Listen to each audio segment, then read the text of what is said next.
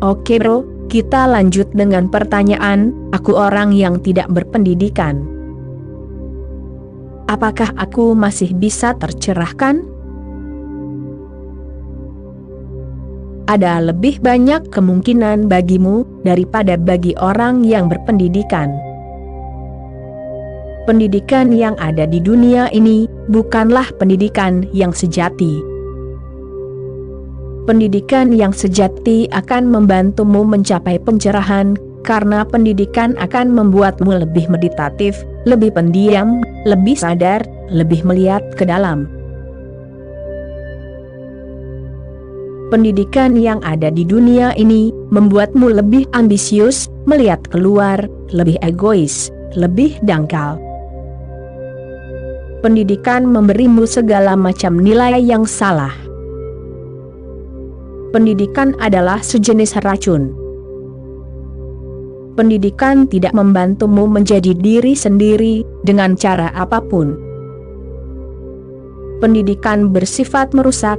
Pendidikan membantumu menjadi orang lain, dan itulah fondasinya yang sangat merusak.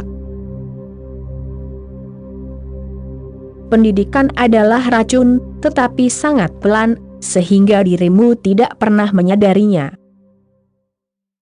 Pendidikan dimulai sejak dirimu lahir, dan berlangsung perlahan, sedikit demi sedikit menghancurkan dirimu, mengalihkan dirimu dari hakikatmu. Pada saat dirimu keluar dari universitas, dirimu bukan lagi makhluk alami. Dirimu bersifat artifisial, sewenang-wenang.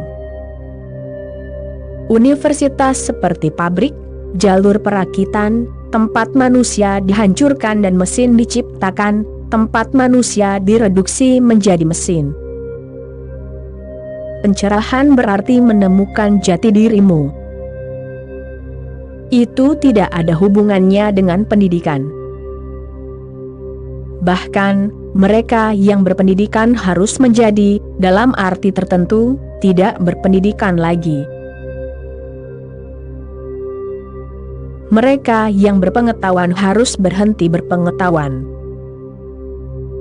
Mereka harus menjadi seperti anak kecil lagi, polos, sehingga mata mereka bisa penuh dengan rasa takjub, kekaguman, sehingga mereka bisa kembali melihat keindahan luar biasa dari keberadaan, kegembiraan abadi, perayaan yang mengelilingi mereka.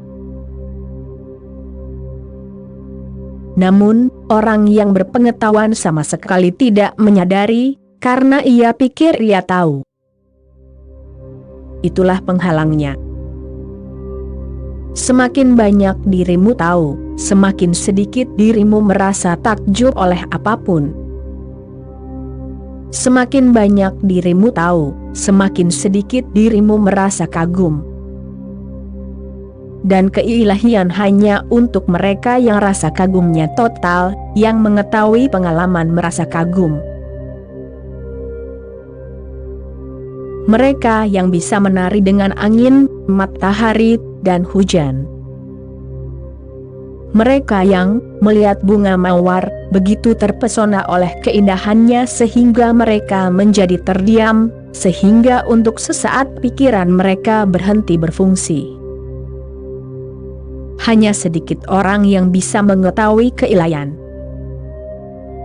Hanya sedikit orang yang bisa menjadi tercerahkan.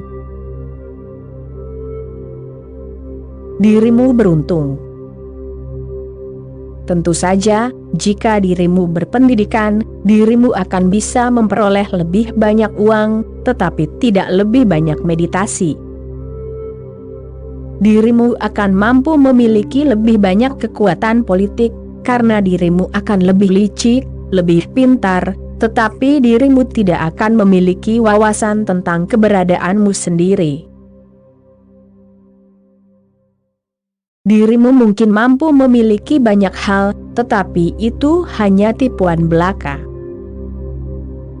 Faktanya, hal-hal akan menguasaimu, karena dirimu tidak akan menjadi tuan bagi dirimu sendiri. lebih baik memiliki keberadaan diri sendiri daripada memiliki seluruh dunia. Lebih baik menjadi Buddha pengemis daripada menjadi Alexander Agung, karena Buddha menjalani kehidupan yang penuh dan mati dengan kematian yang penuh. Sedangkan Alexander Agung menjalani kehidupan yang kosong, hampa, entah bagaimana mengisinya, dalam upaya untuk meyakinkan dirinya sendiri bahwa dia tidak kosong, dan kemudian mati sepenuhnya dalam keadaan kosong. Ketika Alexander meninggal, ia berkata kepada para jenderalnya, "Biarkan tanganku menggantung di peti matiku." "Mengapa?" tanya mereka. "Karena itu bukan cara membawa jenazah." Alexander berkata, "Mungkin ini tidak lazim, tetapi aku ingin tanganku menggantung di peti matiku sehingga orang-orang bisa melihat bahwa aku meninggal dengan tangan kosong." Begitulah cara jenazahnya dibawa. Jutaan orang berkumpul untuk melihatnya, dan semua orang bertanya-tanya, mengapa tangannya menggantung. Dan perlahan-lahan, rumor menyebar bahwa Alexander ingin semua orang tahu bahwa ia akan pergi dengan tangan kosong. Hidupnya benar-benar sia-sia. Tidak perlu khawatir tentang pendidikan, pengetahuan. Di dunia batin, pendidikan biasa tidak diperlukan, sesuatu yang lain diperlukan, yaitu pendidikan sejati.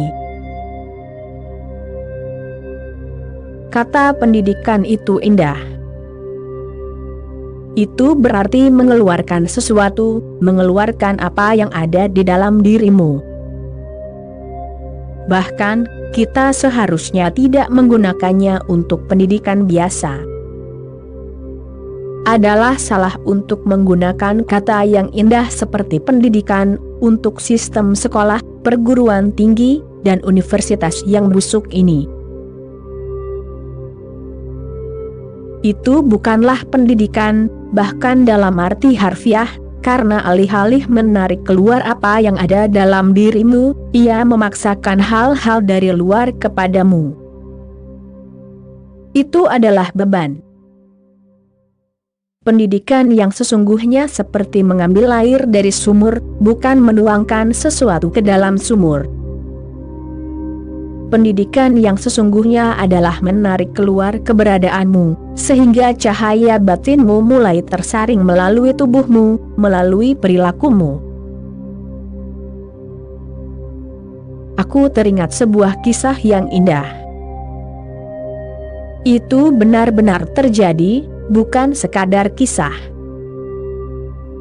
Stos, seorang imigran baru, turun dari kapal di Pulau Ellis, dan mulai mencari pekerjaan. Penyelidikan dari rumah ke rumah tidak membuahkan hasil, sampai ia membunyikan bel rumah bordil. Nyonya rumah itu bersimpati, dan mempekerjakannya untuk membersihkan ruang bawah tanah. Setelah menyelesaikan tugas dalam waktu singkat, Stos meminta pekerjaan lebih lanjut, dan kemudian nyonya rumah itu menyarankan agar ia menjadi pembukuan tetap mereka. Ketika Stos menjelaskan bahwa ia tidak bisa membaca atau menulis, nyonya rumah itu membayarnya 10 senin, dan menyuruhnya pergi dengan harapan terbaiknya. Dengan 10 senin itu, Stos membeli 2 buah apel di pasar. Ia memakan 1 buah apel dan menjual yang satunya di pusat kota, seharga 10 senin. Ia kembali ke pasar dan membeli 2 buah apel lagi, yang dijualnya lagi seharga 10 senin masing-masing. Dengan mengembangkan usahanya dengan cara ini, ia akhirnya menjadi pemilik sebuah gerobak buah kecil, kemudian beberapa gerobak buah, kemudian sebuah toko buah kecil, kemudian sebuah supermarket, dan akhirnya sebuah jaringan supermarket. Ketika beberapa jaringan makanan nasional raksasa menawarkan untuk membelinya, ia menerima tawaran tertinggi, $7,5 juta.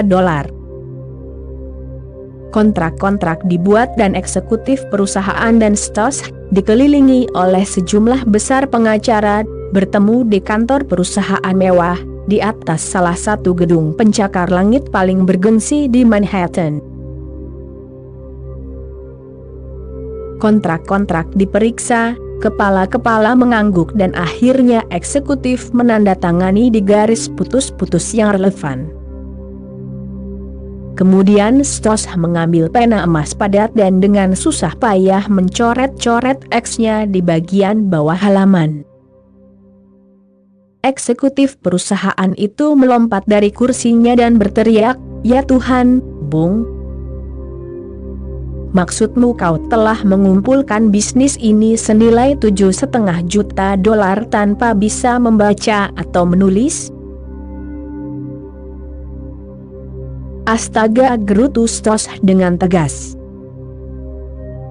Jika Stoss bisa membaca atau menulis, Stoss akan tetap menjadi seorang pemegang buku di rumah bordil.